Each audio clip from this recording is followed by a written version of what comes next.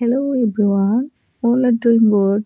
আজকে দ্বিতীয় রমজান, সবাইকে রমাদান মোবারক। তো আলহামদুলিল্লাহ, দেখতে দেখতে দ্বিতীয় রমজান চলেই গেল। আর ইফতারি কী কী বানিয়েছিলাম, রান্না বান্না কী করলাম, আপনাদের সাথে কুকিং ব্লগটা শেয়ার করে দিচ্ছিলাম। তো এখানে দেখতেছেন আমি চিকেনগুলো রোস্ট বানিয়ে রেখেছি, শুধু স্পাইসি ভাবে, মানে একটু মরিচের পাউডার দিয়ে আর কি। এখন হচ্ছে চিকেন বিরিয়ানিটা কীভাবে আমি রান্না করি ঝটপট রমজানের জন্য। এখানে গাজর ফলে রাখছিলাম, চালগুলো ধুয়ে আর কি। এগুলো হচ্ছে আমাদের হাতের খরা চাল আর কি, তুলা হাইলিগুলা। আর এই চালটার মানে বিরিয়ানিটা তুলা তুলা হয়, তুলার মতো। আর আমি সবটুকু তুলা তুলা স্পাইস দিয়ে আর কি, এখানে আদা পাউডার, জিরা পাউডার, গরম মশলা, পাঁচফোড়নের পাউডার, আর তুলা দিছি বিরিয়ানি পাউডার। আর হচ্ছে পেঁয়াজ রসুনের লাল কইরা গোটা গরম মশলা দিয়ে চালগুলো সুন্দর করে ভেজে নিচ্ছিলাম। আর ফলে রাখা গাজরগুলো তো চালের মধ্যে দিয়ে দিচ্ছিলাম। আর চালগুলো আর এবারে পানি আর কি একটু বয়েল করে নিচ্ছিলাম। তো বয়েল পানি দিলে তাড়াতাড়ি আমার পোলাওটা আর কি হয়ে যাবে। আর এখন আমার বানানো রোস্টটা পোলাওর মধ্যে আর কি লেয়ার করার জন্য কিছু রাইস তুলে রাখলাম আর রোস্টটা ঢেলে দিলাম। দিয়ে এখন হচ্ছে সামান্য একটু উপর নিচ করে আর বাকি রাইসগুলো দিয়ে ফোল্ড করে নিচ্ছিলাম, মানে আর কি লেয়ার করে দিচ্ছিলাম এখন হচ্ছে। আর রাইসের মধ্যে আমি আর কি পেঁয়াজ বেরেস্তা দিয়ে এখন ডেকোরেট করব। আর ফুড কালার দিচ্ছিলাম আমার বিরিয়ানিটার লুকিং সুন্দর করার জন্য। আর এটা আমার কাছে স্পেশাল হায়দ্রাবাদি বিরিয়ানি, আমার নিজ হাতে ঘিটা অ্যাড করে দিচ্ছি। আর গরমের মধ্যে কিশমিশ শেষ হয়ে গেছে গাইস, আনতে ভুলে গেছি। তখন একটু গ্রিন কালার গ্রেপস ছিল, আঙ্গুর আর কি, এটা নাইফ দিয়ে আমি লম্বা লম্বা করে কেটে দিচ্ছিলাম। আর কুক হয়ে গেলে একটু টক মিষ্টি খেতেও বাড়ি মজা। আর হচ্ছে পেঁয়াজের কলি একটু স্লাইস করে ডেকোরেট করে নিলাম। এখন হচ্ছে ভাপে রেখে দিলাম রাইস কুকারে আর কি।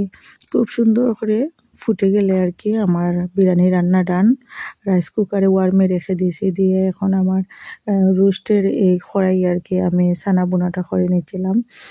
একটু তেল দিয়ে শুধু পেঁয়াজটা হালকা ভেজে ভেজে নিচ্ছিলাম আর কি। আর এখানে দিয়ে দিচ্ছি জিরা পাউডার, পাঁচফোড়ন পাউডার, ধনিয়া পাউডার, হলদি পাউডার দিয়ে, আর স্লাইস করা কাঁচামরিচ দিয়ে, লবণ দিয়ে এখন পেঁয়াজগুলা বালা খুব সুন্দর করে আর কি ভেজে নিচ্ছিলাম। তারপর বয়েল করা ছানাগুলো দিয়ে দিলাম। আর আমি ছানা বয়েল হতে সময় 2টা আলুরই আর কি মানে পিস পিস করে দিচ্ছিলাম একসাথে, যাতে বয়েল হয়ে যায়।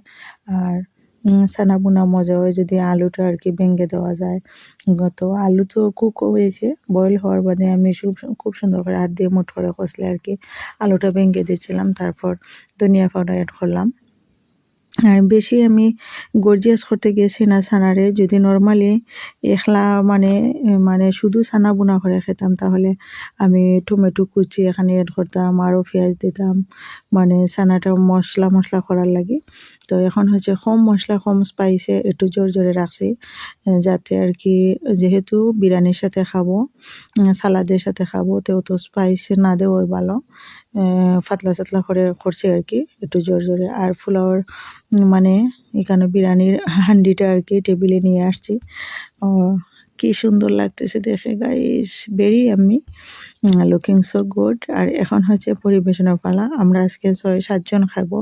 7টা প্লেটের আমি রেডি করতেছি, 1 প্লেট নিচে যাব, 1 প্লেট আমার হেল্পিং হ্যান্ড, আর 1 প্লেট আমার শাশুড়ি, 2 প্লেট আমি আমার হাজব্যান্ড। আর এই তো খুব সুন্দর করে প্লেটগুলো রেডি করছি। আর আমার ননা শাশুড়ি 1 প্লেট। আর আমার ফ্রুটগুলো আমার হাজব্যান্ড অলওয়েজ কাটেন, উনি ড্রিঙ্কস বানাইছেন, সালাদ বানাইছেন, সালাদ কাটিং করছেন। আমি এক হাতে তো অত কিছু সম্ভব না, বা ইফতারের টাইমও খেয়াল রাখতে হবে। আর চুলাগুলো এখন প্লেটারে নিয়ে নিলাম। আর এখানে হচ্ছে বেগুনি পেঁয়াজগুলো কিনে আনছি, আর যেদিন বানাই কি শেয়ার করবো। আর হচ্ছে দেন সব ফ্রুট কাটিং, সালাদগুলো আমরা হাতে মাখাই না, সব ইনগ্রিডিয়েন্টস লবণ দিয়ে মাখাইলাই। আর এখানে তো কিরা আছে। তো আপনারা এরা একদিন বিরিয়ানি ট্রাই করবা খুব ইজি ওয়েতে। তো থ্যাংকস ফর ওয়াচিং।